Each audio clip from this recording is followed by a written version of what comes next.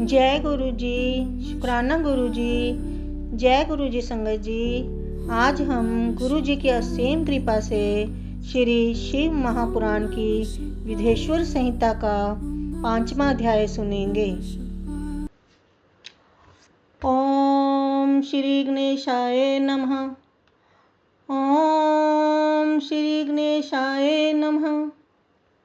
गुरुर्ब्रह्मा गुरुर्विष्णु गुरुर्देवो महेश्वरः। गुरुर्ब्रह्मा गुरुर्विष्णु गुरुर्देवो महेश्वरः। गुरुर्साक्षात् परब्रह्म तस्मै श्री गुरवे नमः। गुरुर्साक्षात् परब्रह्म तस्मै श्री गुरवे नमः।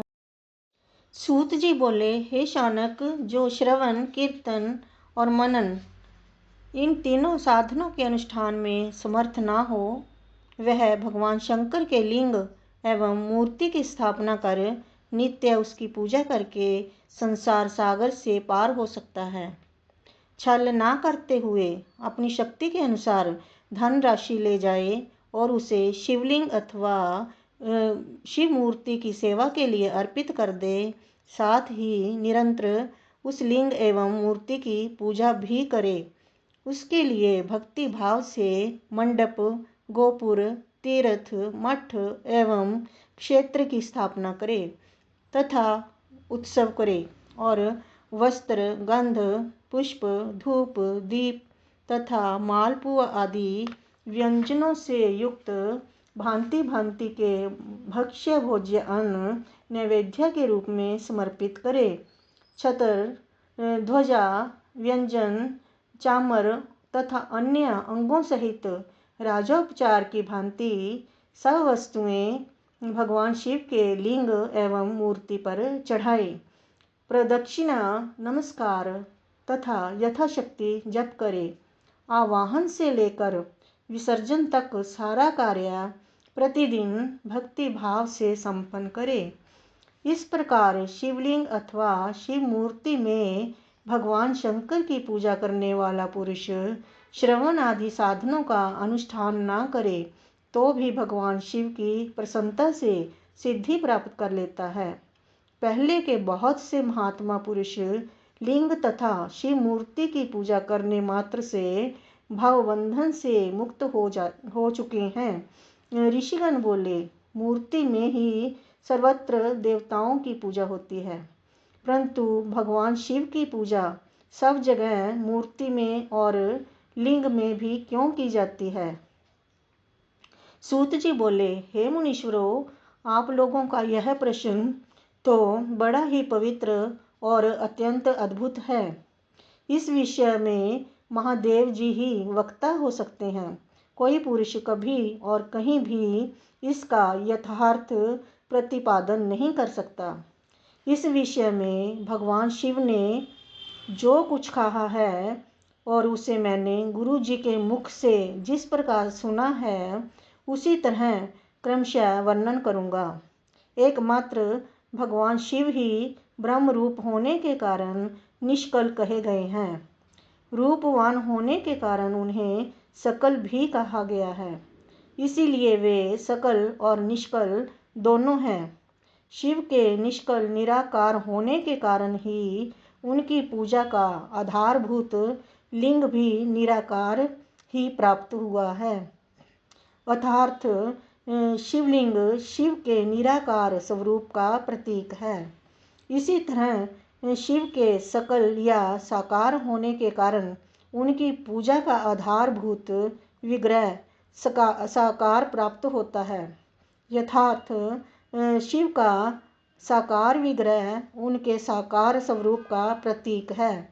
सकल और अकल समस्त अंग आकार सहित साकार और अंग आकार से सर्वथा रहित निराकार रूप में होने से ही वे ब्रह्म शब्द से कहे जाने वाले परमात्मा हैं। यही कारण है कि सब लोग लिंग और मूर्ति दोनों में ही सदा शिव की पूजा करते हैं। शिव से भिन्न जो देवता हैं वे साक्षात ब्रह्म नहीं हैं, इसीलिए कहीं भी उनके लिए निराकार लिंग नहीं उपलब्ध होता। अतः सुरेश्वर, इंद्र, ब्रह्मा आदि देवगण भी निष्कल लिंग में पूजित नहीं होते हैं। सभी देवगण ब्रह्म ना होने से अपितु सगुण जीव होने के कारण केवल मूर्ति में ही पूजे जाते हैं।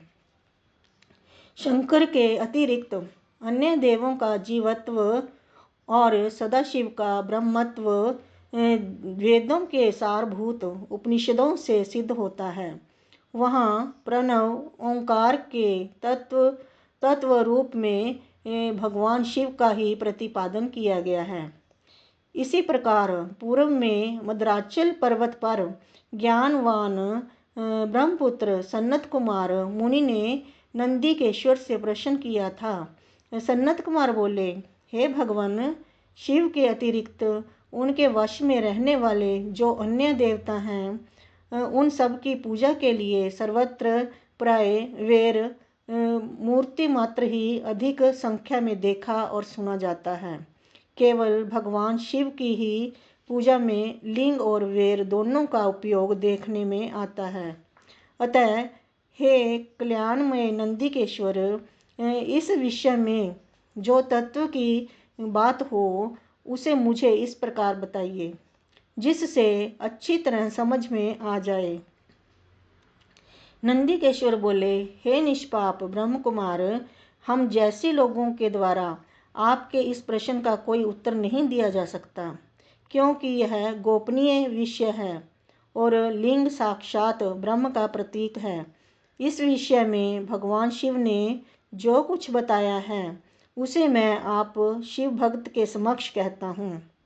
भगवान शिव ब्रह्म स्वरूप और निष्कल निराकार हैं, इसीलिए उन्हीं की पूजा में निष्कल लिंग का उपयोग होता है। संपूर्ण वेदों का यही मत है, वे ही सकल हैं। इस प्रकार वे निराकार तथा साकार दोनों हैं। भगवान शंकर निष्कल निराकार होते हुए भी कलाओं से युक्त हैं, इसीलिए उनकी साकार रूप में प्रतिमा पूजा भी लोकसम्मत है। शंकर के अतिरिक्त अन्य देवताओं में जीवत्व तथा सगुण गुणत्व होने के कारण वेद के मत में उनकी मूर्ति मात्र में ही पूजा मान्य है। इसी प्रकार उन देवताओं के आविर्भाव के समय उनका समग्र साकार रूप प्रकट होता है, जबकि भगवान सदाशिव के दर्शन में साकार और निराकार ज्योति रूप दोनों की ही प्राप्ति होती है। सनत कुमार बोले, हे महाभाग, आपने भगवान शिव तथा दूसरे देवताओं के पूजन में लिंग और वेर के प्रचार का जो रहस्य विभाग पूर्वक बताया है वह यथार्थ है। इसीलिए लिंग और वेर की आदि उत्पत्ति का जो उत्तम वृतांत है उसी को मैं इस समय सुनना चाहता हूँ। हे योगींद्र, लिंग के प्राकट्य का रहस्य सूचित करने वाला प्रसंग मुझे सुनाइए। नंदीकेश्वर बोले, हे वत्स, आपके प्रति प्रीति के कारण मैं यथार्थ रूप में वर्णन करता हूँ, सुनिए। लोक विख्यात पूर्व कल्प के बहुत दिन व्यतीत हो जाने पर एक समय महात्मा ब्रह्मा और विष्णु परस्पर लड़ने लगे। उन दोनों के अभिमान को मिटाने के लिए त्रिगुणातीत परमेश्वर ने उनके मध्य में निष्कल स्तंभ के रूप में अपना स्वरूप प्रकट किया। जगत का कल्याण करने की इच्छा से उस स्तंभ से निराकार परमेश्वर शिव ने अपने लिंग चिन्ह के कारण लिंग का आविर्भाव किया। उसी समय से लोक में परमेश्वर शंकर के निर्गुण लिंग और सगुण मूर्ति की पूजा प्रचलित हुई। शिव के अतिरिक्त अन्य देवों की मूर्ति मात्र की ही प्रकल्पना हुई। वे देव प्रतिमाएं पूजित हो नियत शुभ कल्याण को देने वाली हुई और शिव का लिंग तथा उनकी प्रतिमा दोनों ही भोग और मोक्ष को देने वाली हुई।